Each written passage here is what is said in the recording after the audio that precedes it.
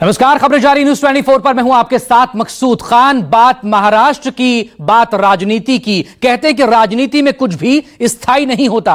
कौन नेता कब किस पार्टी में शामिल हो जाए इसकी कोई गारंटी नहीं। अब महाराष्ट्र विधानसभा चुनाव को ही ले लीजिए, जहां पर कई ऐसे परिवार हैं जिनकी दो दो पार्टियां हैं। पिता किसी पार्टी में है तो बेटा किसी दूसरी पार्टी में। सबसे पहले बात करेंगे ठाकरे परिवार की। बाला साहेब ठाकरे परिवार की तीसरी पीढ़ी अब आमने सामने आ चुकी है, लेकिन विधानसभा चुनाव में ठाकरे का वारिस कौन होगा इसका फैसला महाराष्ट्र की जनता ही करेगी। सबसे पहले यह रिपोर्ट देखिए।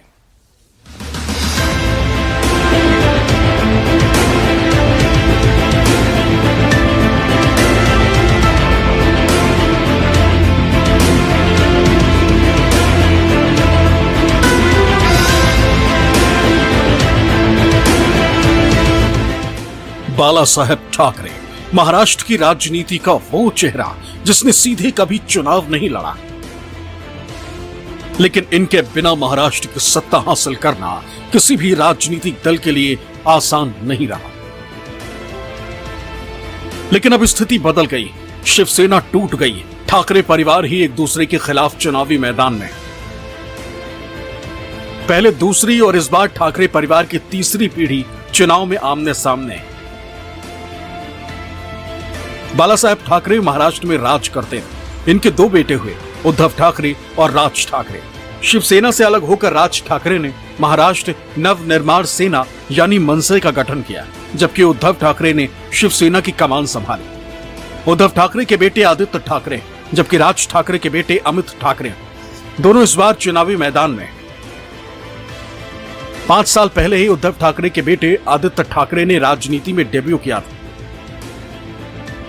तब आदित्य ठाकरे ने मुंबई की वर्ली विधानसभा सीट से चुनाव लड़ा और जीत हासिल की। साल 2019 में ठाकरे परिवार की तीसरी पीढ़ी के सदस्य और उद्धव ठाकरे के बड़े बेटे आदित्य ठाकरे ने राजनीति में डेब्यू किया था।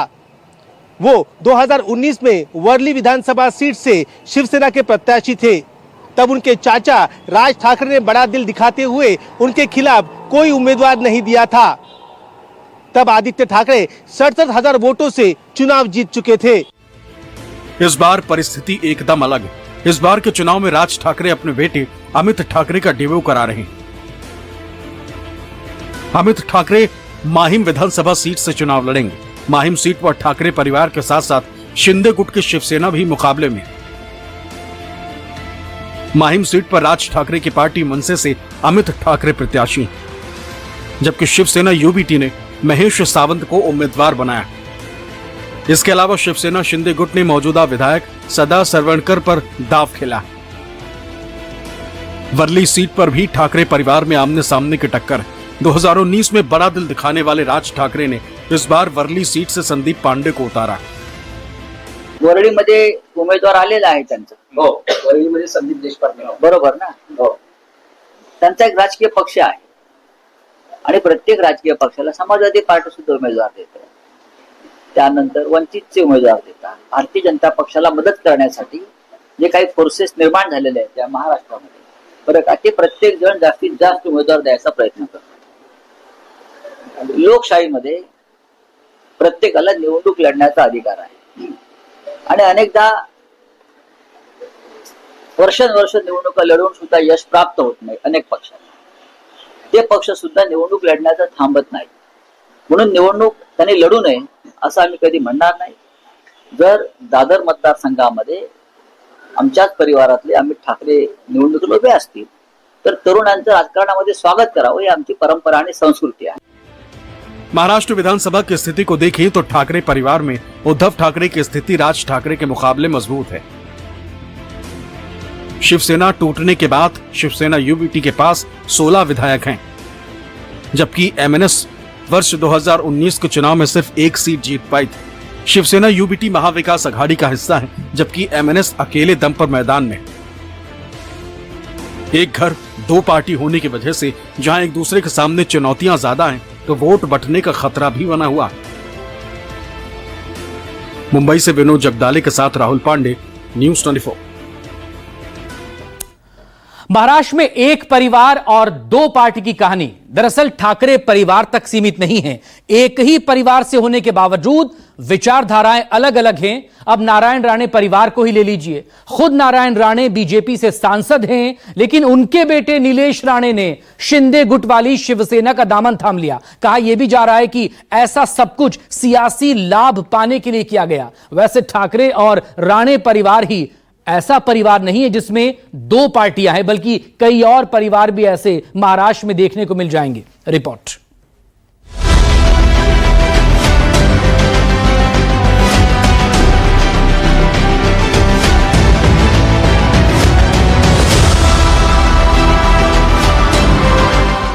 इस बार के विधानसभा चुनाव में ठाकरे परिवार ही नहीं बल्कि कई ऐसे राजनीतिक परिवार हैं जिनके उत्तराधिकारी दो अलग अलग पार्टियों से चुनावी मैदान में उतरने वाले हैं।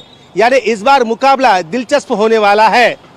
इस बार के मुकाबले में राणे परिवार हो, नाइक परिवार हो या फिर छगन भुजबल के परिवार हो, सारा परिवार चुनावी मैदान में दिखाई पड़ने वाला है।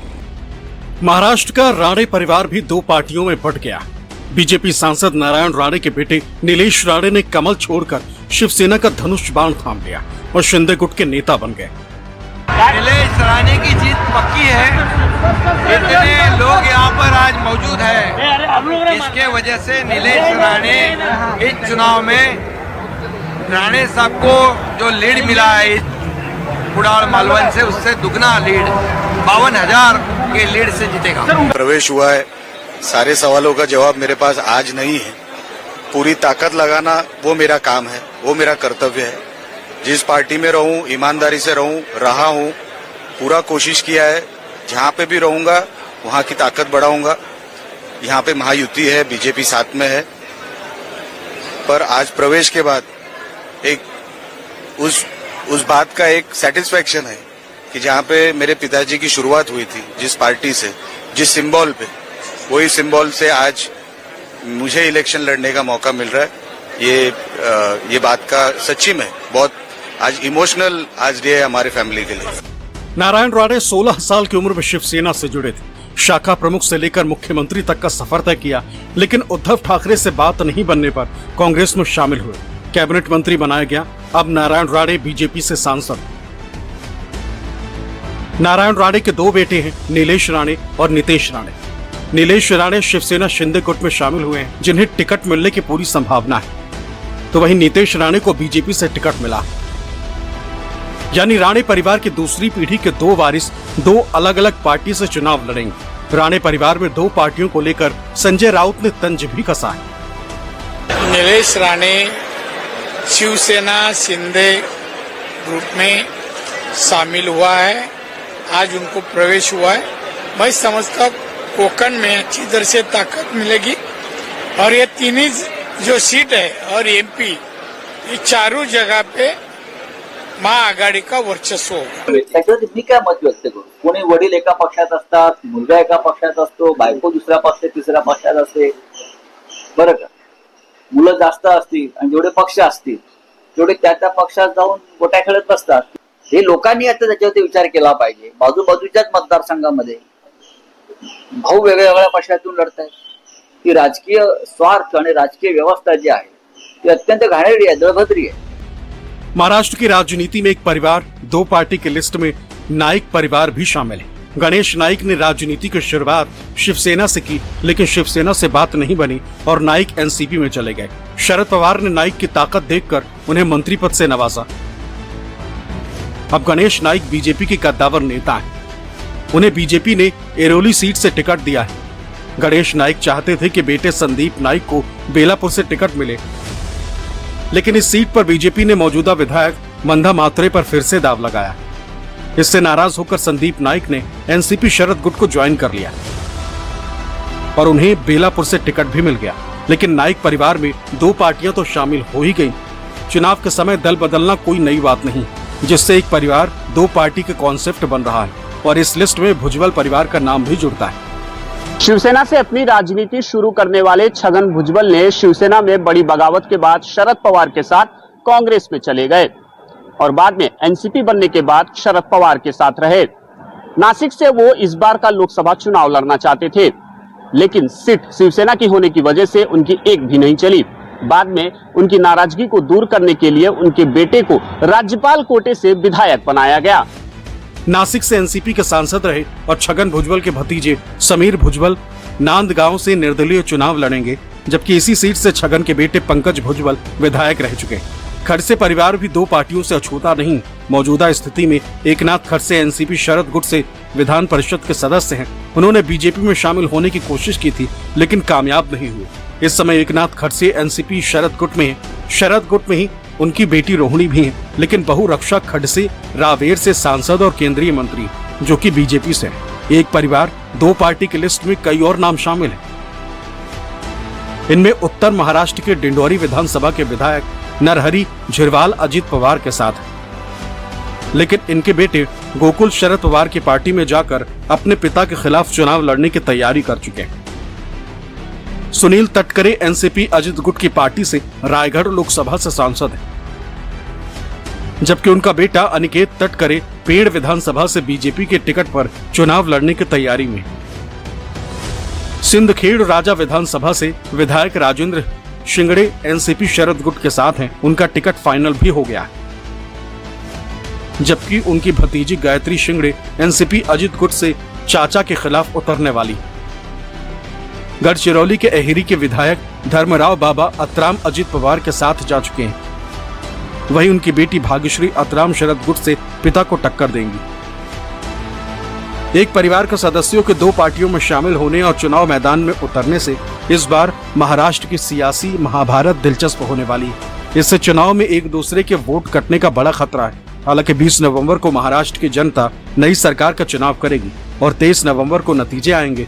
तब पता चलेगा कि दल बदलने और एक परिवार में दो पार्टियां होने से किसे कितना नफा नुकसान होगा। विनोद जगदाले के साथ ब्यूरो रिपोर्ट, न्यूज़ 24।